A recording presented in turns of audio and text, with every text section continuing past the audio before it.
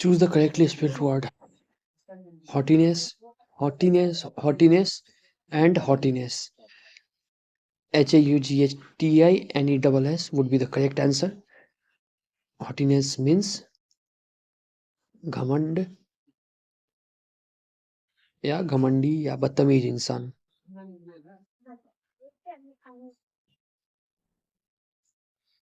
या बदतमीज इंसान या बदतमीज.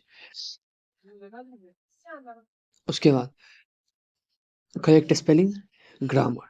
This is the correct spelling of grammar. C is the correct answer of grammar.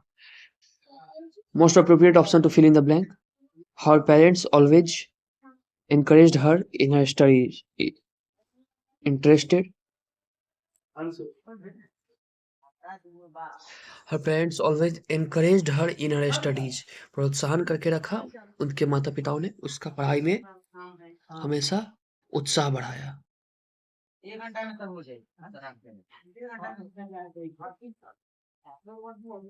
Appropriate antonym of the given word fertile.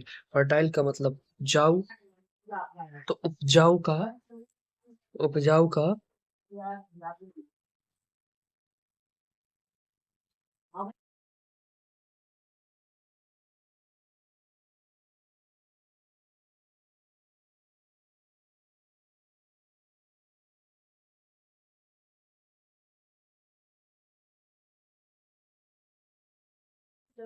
मतलब barren.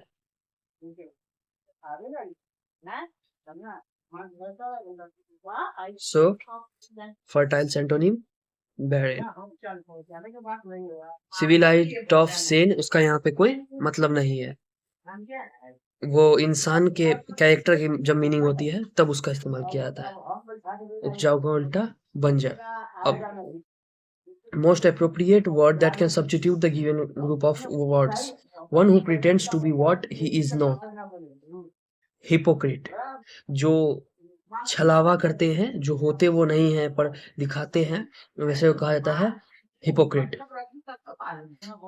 Antonym of the given word acute.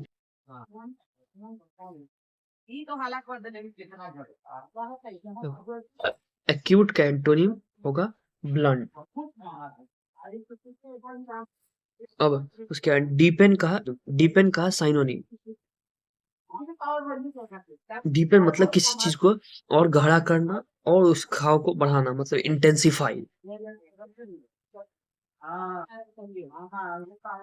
किसी चीज को और प्रबल करना और गहरा करना. अब appropriate meaning of the given idiom. The ball is in one's court. Ball is in one's court होने का मतलब होता है कि कोई बात तो डिसीजन अब उसके पाले में है, अब आगे वही जिम्मेदार होगा किसी भी आगे कार्य के लिए. इसीलिए A. To be responsible of further action, मतलब कि अब कोई चीज आपके पास है, अब उसकी जिम्मेदारी, उससे जुड़ा हुआ एक्शन अब आपके भरोसे होगा, क्या कि वो अब आपके पाले में है.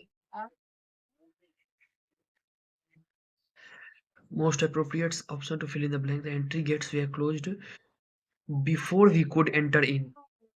Before we could enter. जैसे कि ये मीनिंग अधूरा रहेगा.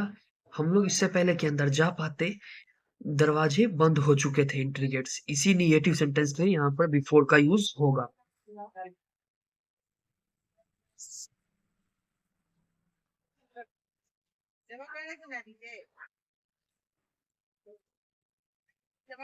अब यहाँ पे चुनना है कि सेंटेंस के किस हिस्सा में एरर है या फिर नो एरर है. I told the tailor to made a new dress for me. अब यहाँ पे हम लोग पता चल सकता है कि to make a new dress होता है कि मेरे लिए एक नया ड्रेस बनाओ. To make a new dress for me, ना कि मेड तो बना दिया उसने, बना चुका होता, जो कि नहीं, अब बनाएगा. मैंने उससे कहा है कि मेरे लिए एक नया ड्रेस बनाओ. To make a new dress for me, इसलिए डी में इस हिस्सा में गलती है. टू मेक होगा, मेड नहीं मेक होगा. मेड अ न्यू ड्रेस नहीं होगा, make a new dress for me ऐसा होगा, इसलिए डी आंसर. अब the lady standing in the corner is fat. अब इस सेंटेंस में देखते हैं कि क्या एरर है या फिर नो एरर है. The lady standing in the corner is fat. Lady standing in the corner is fat. The lady is standing in the corner. Lady is standing in the corner. Lady is standing in the corner. तो इसीलिए इस meaning के लिए कि वो औरत, वो lady जो कि कोने में खड़ी है, वो फैट है। इसलिए सेंटेंस ठीक लग रहा है। The lady standing in the corner is fat. इसमें ग्रामेटिकल एरर कोई नहीं है, इसलिए ये नो एरर हो जाएगा। अब most appropriate option to substitute the bold segment in the given sentence, जो भी या फिर नो इम्प्रूवमेंट कर देना है लास्ट में। जो भी बोल्ड चीजें दी हुई हैं पूरे सेंटेंस में हाईलाइट करके, please tell the story in a nutshell. Please tell the story in a nutshell, इसमें कोई ग्रामेटिकल एरर नहीं है, क्योंकि पूरी कहानी को संक्षिप्त में बताओ। इन a nut cell, in a nut cell का मतलब होता है किसी बात को संक्षिप्त में बताओ।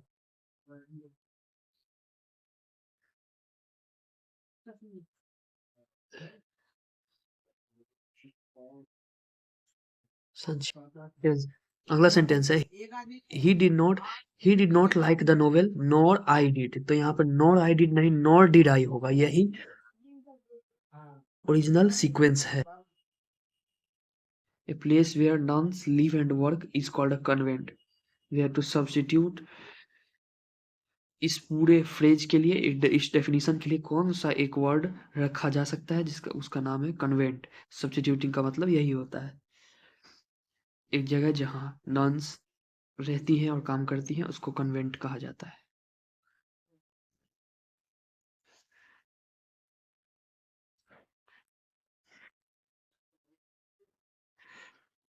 Find the part of a given sentence that has an error in it. If no error, choose no error. Grammatical error choose करना है। It was not possible for we to understand her. For we नहीं होगा, for us होगा। It was not possible for us to understand her.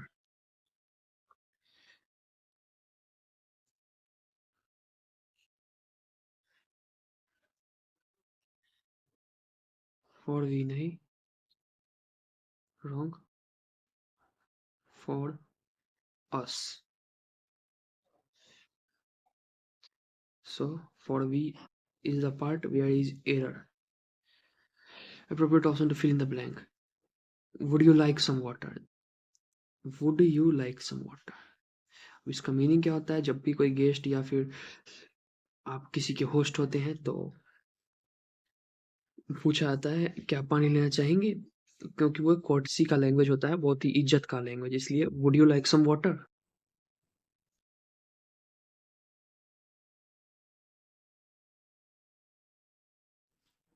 Appropriate synonym, courage, courage मतलब बहादुरी। अब उसका synonym इसमें देखते हैं क्या हो सकता है। मीकनेस, मीकनेस नहीं होगा, मीकनेस मतलब होता है थोड़ा शर्मीला, थोड़ा दुर्बल जैसा।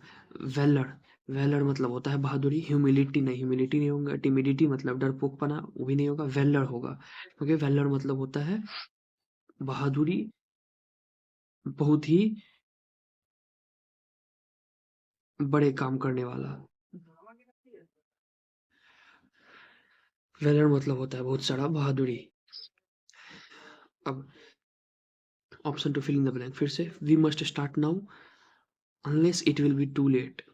यहाँ पे फिल होगा अनलेस, क्योंकि यही वर्ड इस सेंटेंस के मीनिंग को पूरा करती है। क्योंकि हमें अभी शुरू करना चाहिए ये काम, वरना, अनलेस मतलब वरना बहुत देर हो जाएगी। अनलेस वरना बहुत देर हो जाएगी, हम लोग ने अभी शुरू नहीं किया यह काम या कोई काम, तो बहुत देर हो जाएगी, इसलिए अनलेस, अनलेस।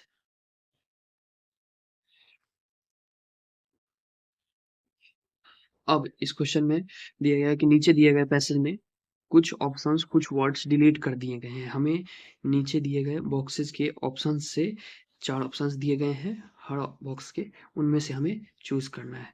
जैसे कि humanity can be defined, humanity can be defined. Defined ही क्यों यहाँ पे? क्योंकि इसका मतलब होता है ह्यूमैनिटी, इंसानियत, मानवता को हम लोग परिभाषित कर सकते हैं, कह सकते हैं as the quality of being human, the peculiar nature. अब अगला है कि the peculiar nature of man by which he is distinguished. तो the peculiar nature of man, किसी एक इंसान का यहाँ बात नहीं हो रहा है, यहाँ बात हो रहा है इन मानव जाति का। मानव का जो पेक्यूलियर नेचर है, जो थोड़ा अलग उनको करता है। डिस्टिंग्विश मतलब आपको दूसरे से अलग परिभाषित करना। कोई काला है, कोई छोटा है, कोई मोटा है, इस प्रकार से। या फिर पेक्यूलियर नेचर कहने का मतलब कि रहने, हैबिटेट को ऑब्जर्व करने का जो नेचर है, उससे मानव या इंसान दूसरों से अलग परिभाषित किए जाते हैं। तो इसीलिए the peculiar nature of man, मानव का पेक्यूलियर नेचर ऑफ मैन, ये एक प्रीपोजिशन का यूज है। आगे हम लोग देखते हैं, ही इज डिस्टिंग्विश्ड फ्रॉम। देखते हैं ऑप्शंस क्या है, लेकिन कुछ तो होने चाहिए दूसरों से के संबंध में। डिस्टिंग्विश्ड दूसरों से, देखते हैं क्या होता है। हाँ, तो यहाँ पे आ चुका है डिस्टिंग्विश्ड फ्रॉम, मतलब दूसरों से अलग आपको परिभाषित किया जा सकता है। दूसरे, डिस्टिंग्विश्ड फ्रॉम अदर बींग्स, दूसरे जो मानव जाति होते हैं या दूसरे जो भी जीव जंतु हैं, उनसे कैसे इंसान को, मानव को अलग परिभाषित किया जा सकता है, उसी का नाम है distinguished from other beings. Being human does not mean that an individual possesses humanity. अब हमने लग तो रहा है कि यहाँ पे डज होना चाहिए। ऑप्शंस में जाके देखते हैं कि क्या है ऑप्शंस में। तो जैसा कि देख सकते हैं 22 के ऑप्शंस में है हैड, डज, हैज, डिड। जैसा कि हम पहले ही बता चुके हैं आपको कि being human does not simply means that one, being human does not mean that an individual possesses a humanity. ये एक डीप सेंटेंस है। सिर्फ इतना होने से कि आप अगर मानव में हैं जन्म, तो इससे ये गारंटी नहीं होती है कि आपके अंदर मानवता या इंसानियत है ही। यही इस सेंटेंस के कहने का मतलब है। तो इसलिए ऑप्शन बी डज सही होगा 22 का। अब देखते हैं फिर अगला। One of the outstanding examples of extra ordinary humanity in a human being, one of the.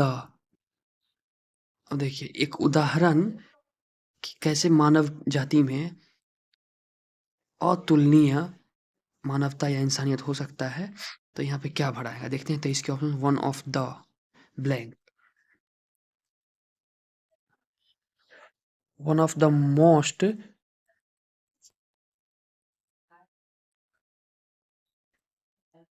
One of the most, most ही होना चाहिए। मोस्ट ही होगा क्योंकि यही मीनिंग को पूरा करती है। आइए देखते हैं कैसे। One of the most outstanding examples, बहुत सारे एग्जाम्पल्स है ना, तो उनमें से कई सारे आउटस्टैंडिंग मतलब अच्छे एग्जाम्पल्स में से एक ये भी है कि मानव में कैसे एक्स्ट्रा ऑर्डिनरी ह्यूमैनिटी हो सकता है। उसका एक किताब है, जो कि है, किताब है या फिर एक किताब नहीं है, ये एक उदाहरण दिया गया है मदर टेरेसा के द्वारा। मदर टेरेसा, उन्होंने अपने जीवन काल में जिस तरीके के कार्य किए, उससे ये पोर्ट्रेट मतलब ये दिखता है, ये सारांश मिलता है कि कैसे एक मानव के अंदर, एक इंसान के अंदर अतुलनीय, बहुत ही अच्छे इंसानियत, मानवता हो सकते हैं। इसका उदाहरण दिया मदर टेरेसा ने। तो इसलिए वन ऑफ द मोस्ट।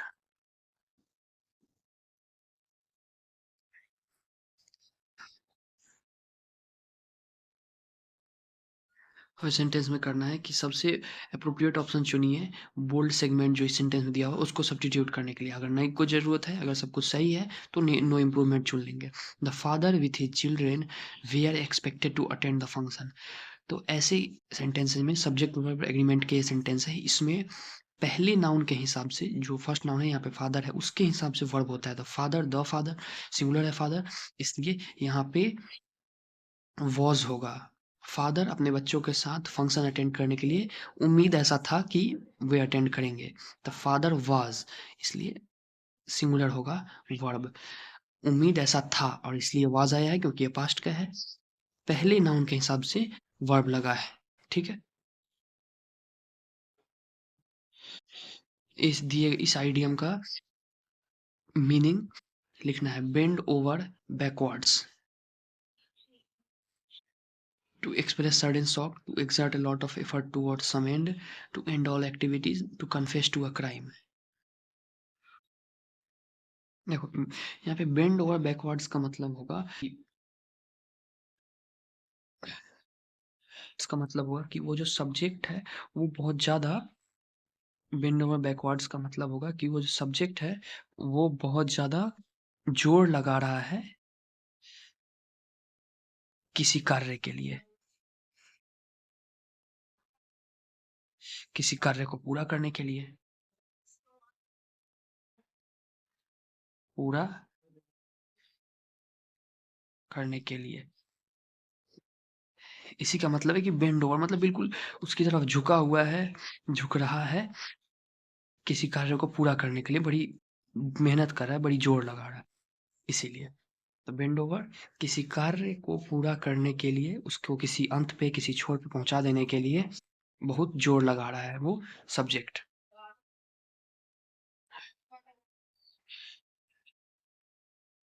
इसलिए बेंड ओवर।